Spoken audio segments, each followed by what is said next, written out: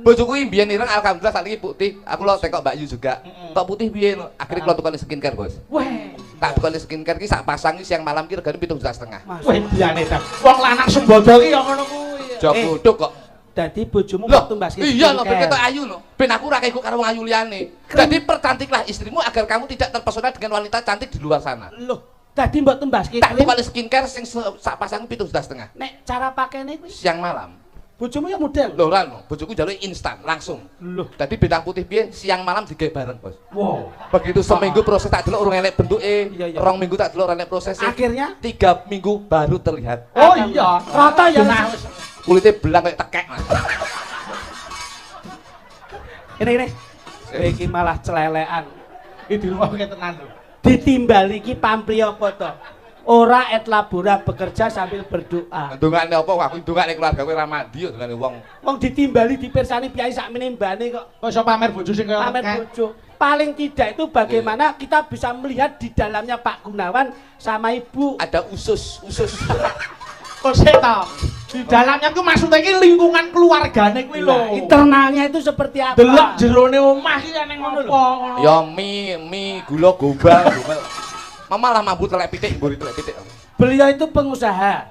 Orang mau nggon ayam tok. Lah. Nek awakmu ngerti nggon tata krama, subosito sopan santun, nggon usaha wae iso didagekke bekal untuk doa mempelai berdua kok. Iso. Kene ora mbok goleki. Iso kowe. Nggon pitik kae. Pitik. Sanu camu barange iso mbok goleki. Iso. Ayo kene nggon ndas e. Ndas. Ndas. Pitik kae nggon ndas e. Ndas ki kepala. Kepala ki saka tembung ke ki kepala rumah tangga, Mas Galih menjadi kepala rumah tangga Nah. untuk bisa ngayomi, melindungi dan paribasane nyukupi apa sih dari kebutuhannya keluarga. Karepku yo ngono kuwi lho. Dadi wong contoh perkara pitik Lho, sawak nggih. iso dienggo Saged. satu wong omah-omah. Nggih. Timbal kepala. Nggih. Pa ki paringono panjang lusuh, paringono awet anggone rumah tangga. Nah ngene iki lho. Ngene iki. Laki lancar, muga-muga pinaringan lancar rezekine wong tuane, ya lancar anak lan mantune. Yo ngene iki lho. Katresnane iki Iki. yang kudu diketokke. Nggih. Kuwi adine bangga. Nggih. Aku seneng. Aku iki kepala. Kepala. Ben meneh nggon kepala ana gulu. Gulu menika saka tembung gugunen. Nah. Gugunen dawe wong tuwa. Wong tuwa ki lek ngomongi anak mesti bener. Mergo wong tuwa ki ora nek ngengsarane anak, intine wong tuwa ki bakal nyenengne anak. Wong tuwa iso nyenengne anak, ning gurung mesti anak iso nyenengne wong tuwa. Wong tuwa iso ngopeni anak 5. Ning gurung mesti anak 5 iso ngopeni wong tuwa siji. Masyaallah. Kowe mau gu. Jan ngono kuwi aku kaya marem dadi adine kowe marem aku. Terus Lu ki luar biasa dalam rangka mantune putrane Pak Gunawan luar biasa nimbali wayang kulit, nimbali Mas Bayu Haji sing dadi dalange, ana Mbak Niken, ana Mbak Tatin, lan ana Mbak Sindir-sindir sak ngono bane, lan nyeluk sampean karo Masyaallah. wah, Jan, katresnan iki pancen kuwi. Kaya marem aku. Iya nah iso. Ono ki sedulur sing nyawange wah. Iso. Enek keharmonisan. Iya bener. Niku bar gulu medhone terus apa? Gulu medhom ning nggon Dodo. Dodo ki sakon do ki dono rasa. Dono rasa ki sing penting ngandum rasa, sakmene mbane bengi ki ya dono rasa warga masyarakat sakmene mbane. Sedekah lillah. Aku sing Ya ngambung. gentenan mosok aku ora le dilat dasmu. Kok dadake melu ki ngopo? Dodo. Doleh ki dono driyah ki nyumbang sumbangan kaya ngono kuwi lho. Duwe ilmu kanggo mulang. Mulang tinggo dhuwit kanggo nyumbang, dhuwit tenaga kanggo rewang. Lah kuwi sing jenenge Dodo. dodo. Dodo. Sampinge dodo ana suwiwi. Suwiwi. Kok suwi. Lah suwi ki apa aja suwi suwi. Suwiwi su ki saka tembung Suwiwi? suwiwi. Kang cacak ora. Sing tok kalem kowe gedhe. Su ki sumpah prasetyamu sing mbok tresnani kuwi ya kuwi. Kuwi ki saka tembung wilayah rumah tangga kuwi harus diprioritaskan. Kuwi ki wiwitan biyen saka tresna, biasa ben mbok pungkasi saka tresna. Ngono lho. Dadi suwiwi. Suwiwi. Suwiwi saka suwiwi kiwa. Kiwa kitab suci kudu mbok waca. Alhamdulillah. Wa ki wara-wara. Kudu ngomong tangga teparuk, ngomong keluarga yen bengi iki ana pahargyan. Kuwi suwiwi kiwa, suwiwi tengen. Tengen tak dongakne teman-teman wedok tengdang meteng. Mergo sing Harapan. diteni ya kuwi, harapane keluarga kuwi meneruskan keturunan. Iya, muga-muga ndang duwe momongan dadi anak sing soleh lan solehah. Terus ngentut. Ngen ki angen-angene so anake dadi sing Lah aku pikir aku kecepeten lho. Wis tekan ngentut. Ngen ki angen-angen. Nangen. Nyentuh yo kesehatan. Iya. Mergo nek rasa ngetut ki lara. Iya, Ngen ki angen-angen sing diangen-angen wis kasembadan. Amin. Suwiwi kiwa lan tengen sampun dipun rucat. Nggih. Lajeng mandhap malih, Mas. Menika wonten pupu. Pupu pusaraning awake dhewe urip ning alam dunya iki ya Gusti Allah Subhanahu wa taala. Apa? Pusaraning ati, pikiran ade iki mung Gusti Allah Subhanahu wa taala. Ya. Pu neh. Puneh pusate bahagian bengi iki ya Mas Bayu sing dadi dalange. Pupu mandhap wonten ceker. Cekatan. Dadi wong wedok ya kudu cepet ngadeni wong lanang, wong lanang ya kudu cepet ngadeni wong wedok. Iya. Ker ki aja lali wong lanang nukane skincare. Oh iya. Enek meneh sing burung. Apa? Brutu. Kuwi ada telek. Yo enek berapa suku kata ngono. Brutu ki berusaha. Wong wedok wong lanang ya harus berusaha. Iya. Tuki tutupan wirange wong lanang, tutupan wirange wong wedok. Jangan kita aib rumah tangga, kita sebarkan lewat media sosial. Harus dimusyawarahkan untuk keluarga. Kemarin adalah sejarah, sekarang adalah anugerah dan besok adalah misteri. Elak. Nah, brutu sik sitok. Apa? Brutu ki nggih ngetokke napa? Lencong. Telek. Jangan sampai kita itu berumah tangga, jangan sampai kita hilang dari telekomunikasi. Alah. Kuwi telekomunikasi. Telekomunikasi. Aku komunikasi. Kesanipun gaya nggih, Gus. Nggih. Anu ki gandeng rampung ke anu Mas Telek iki mau. Saiki tak goleki kanca. Coba kuwi nek ora ana wong wedok ora lambene ora ngeciwis ta. Nggih. Mbak Tatin gerene sik Mbak Tatin. Oh, ngoten. Siap. Ayo, mriki Mbak Tatin. Ayo. Monggo. Petaram turun.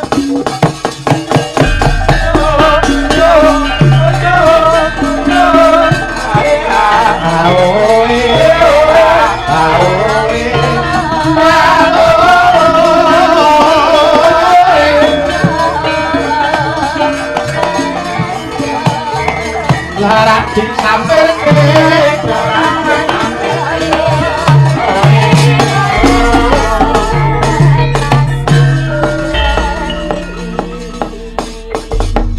Selamat malam Mbak Tatin Nujeng Dalu. Inci Sugeng Dalu, Mbak Limbo, Mbak Cange. Saya sehat, saya laris, saya kasembadan, saya kuncara asmane. Wah jan hebat tenan. Piye Mas Klitik? Piye kok sarwa hebat iki piye? Wong niku iso diarani mriyayi mergo nek wong wadon Nggih. menekankan bahwa punya identitas yang tetap. Niki mulo ketok mriyayi. Nggih. Saking Ngayogyakarta, njur tetep pakai identitas Ngayogyakarta. Terus Konde ora ketinggalan, sunduk mentul nggih tetep mboten ketinggalan. nggih. Kula yen bojone pengen mriyayi ngene dinggoni niki. Kaya ngene iki nek wong Kene wae gelungan. Nek sunduk mentul ra ana kae disungkiti apa kembang. Ya kembang melati ya apik. Kembang melati kok dikira tiru-tiru. Kembang bojo. Akeh sing gawe. Bojoku ndek nggih gelungan kene tak wae kembang api.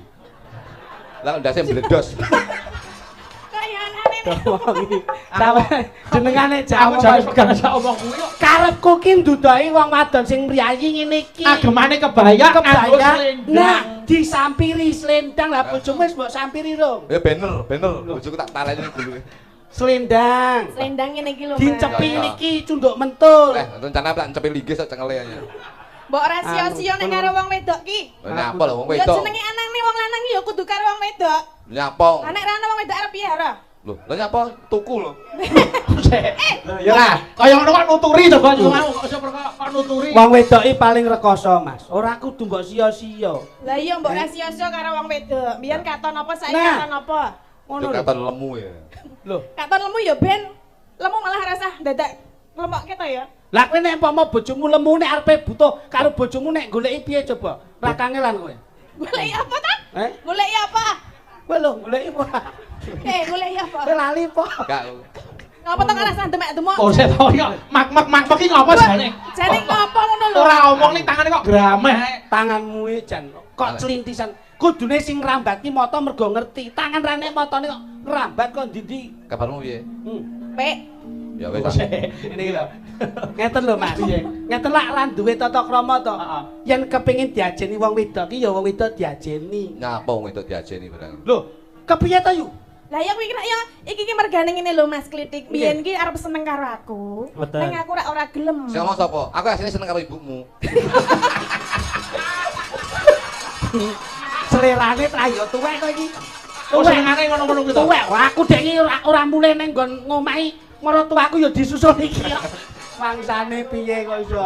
Rene Iso seneng mbok. wis rasa gagas yo. Lah iki dumek-dumek ngono ya. Ora mulyake bojo ki ngene centelke, tukoke mas-mas. Lho, masak mole kalau bojoku lho. Lah, Bojoku tak tukane Mas ya kok kene sampe kolengen ya. Lho. Mas. Iya lho. Oh lah ya elok ya. Kalung iki sak pelek gedine. Hmm. Melaku dhek iki 3 wulane bungkuk. Wah, masyaallah. Lho, Ali-ali ali-ali iki ya driji 10 bek, sikil iki driji 10 bek. nanti kentekan Ngantek diji. kita driji iki nyilih drijine tanggane. Ampun lho. Iku jenenge anu wong wedok sing setiti. Ane ya ora kalah tetep jek menang Mbak Tati. Lho cara nyandange didelok. Leres. Nggih ta. Iso pas kaya ngono iki piye coba. delok. Kuwi mergo skincare kuwi mau. Enggak aku skincare iki kok tekek. Wis anu yo. Pancen sing taun 2017 wis ora nyetak ngene iki. Ora enak to. Kula diwet-wet bae. Kalian laras gending. Nggih, sadurunge kula tak nyuwun anu Mbak Tatin. Arep ndongake apa romantene. Oh nggih, kagem. Gempak. Ngopo to? Mas Apa to? Mas Gale kali Mbak Dila. Nggih, Mas Gale kalian Mbak Dila, mugi dados keluarga ingkang sakinah mawaddah warahmah. Amin. Pengenan Iki ganggu ngopo to jane? Ono, ojo. Rasa ngrusui. Lungguh ono, rodok-rodok. Ayo ono. Ya, Mang. Mugi dados keluarga ingkang sakinah mawaddah warahmah, Amin. enggal cepet angsal momongan menawi putra nggih putra soleh, menawi putri nggih soleh. Amin. Kula melu seneng Mbak Tatin. Aku ya. Injih pripun? Aku yo seneng kok dibayar. Apa? Kupingku bosok. Ora. Lah undungane Mbak Tatin apa kaya ngono ya. Ya mula gandeng iki Mbak Tati wis lenggah ning kene. Ayo ngelaras gamelan sik. Siap. Kula tak nyuwun dandang gula Sidowasih. Ya, dandang Oke. gula Sidowasih. Ning sing bawa Mas Klitik. Siap. Nggih ta? Nggih. Sing bawa Mas Klitik makili karo Mas Galih. Engko langgame setya tuhu Mbak Dila. Ya, pamintaku. Ya. Monggo Menika kaya apa? sesuai dengan utusan jenengan lho. Ayo no. Siap. Nggih. Rene. Eh? Kowe kok meng layas kudu Rene ambruk. lho, Mbok Rene, Kok melu Rene. Mbok dudoke sing sehat lho. Dadi kongkon sampean nyapa ta aku melu-melu. Lah kene kok nyapa dadak kudu ambruk wae. Nyapa lho urusanku dhewe. Kon dadak do rene. Lah Rene. nyenengke. Matur nuwun lho Mas. Oh nggih no. Masyaallah. Dalang kondang duwe samben gila nih. Apa? Sapa neh? Dalang kondang, mosok Apa? nyambin bakul kopi. Kowe iki turane dek iki ngawur. Kowe iki jan dagelane mantan maling iki ngono kuwi. Ngerti lek regane plastik muda kalau Aku ya ora kelingane bengi iki rodeke to ya. Ora Tapi kok aku tak resi isik. lah wayange. Pamintaku Nimas Sidowasih. Suarane apik, larase tepat, nyomas iki jatah 100.000 kagem panjenengan. Alhamdulillah, barokah. Alhamdulillah. Yo.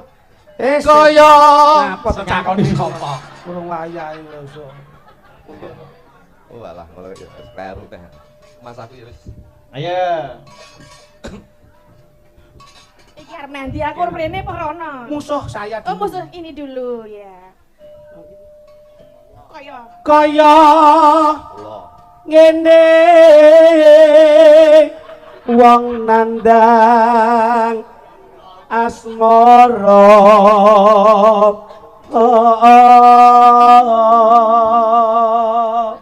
diajeng Tati injih Kang Mas. sawangen saperangan warga masyarakat ana ing bengi iki katon endah lan kompak.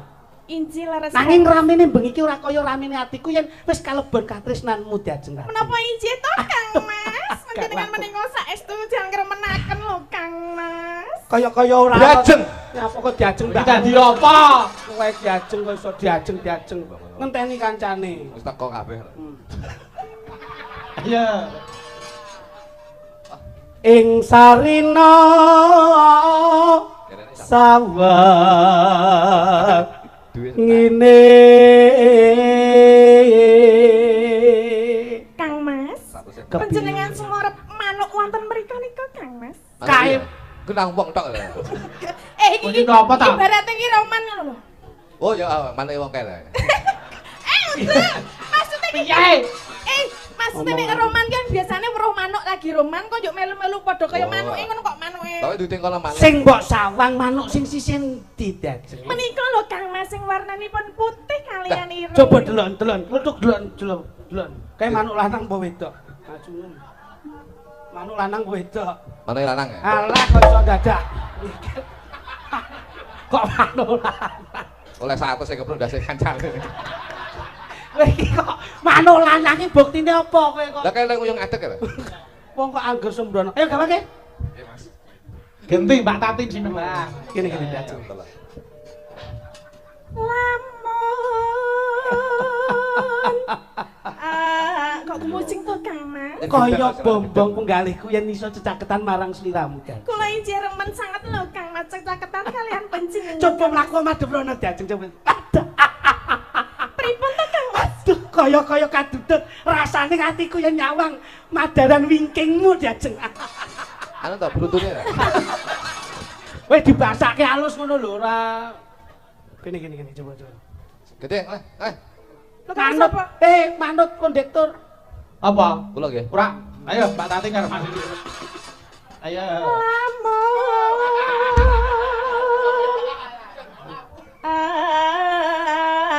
Aduh, caketing ati.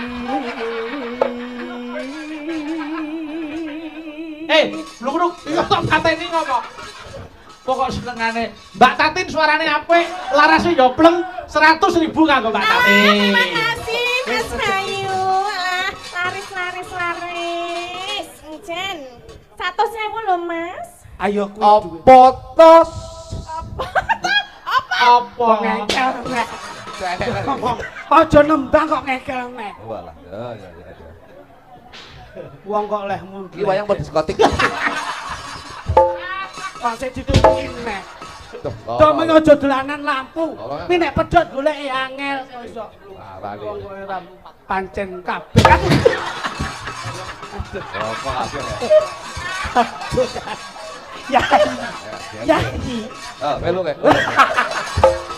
Temi ora ya-yaan. Hei! Dua tas kok. Kayak son horut. Lamune lek sengok. Sesuk ganti pasangan iki. Piye, Mas? Golek pasangan liya. Aku sing rasanggo. Wis iki tak wet-wet iki. Ayo. Ganti yo. Blok-blok. Ayo, tutuke. Apa? Nembang. Jenengan sing ana Kowe, sing lanang. Kon- Yen cedak tansah. Yen sedak tansah ngulah. Terus no? Aku nggak mau. Mau enggak? Kamu aja. Aku enggak bisa. Kamu. Aku enggak. Kamu. Suaramu gitu sih, aku gini tuh kayak Gua sing lanang sekarang. Ayo. Aku. Ojo gak cipok loh ya. Lah rupane kaya ngono. Ayo. Sida asih, ayo. Sita asih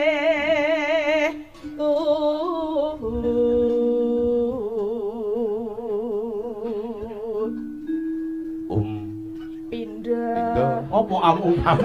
Apa goleki ume? Kelingan Umi ya. Terus itu. Rasang gagas. Kamelu aku. Pindah. Ajar ini to Mas, ayo. Wong wis kebacut kok ya dadi ra sida urung. Pindo mimi lan mie goreng. Amin tuno. Pintuno Ayu. Kang Mas bareng ana tepi majib Terus sita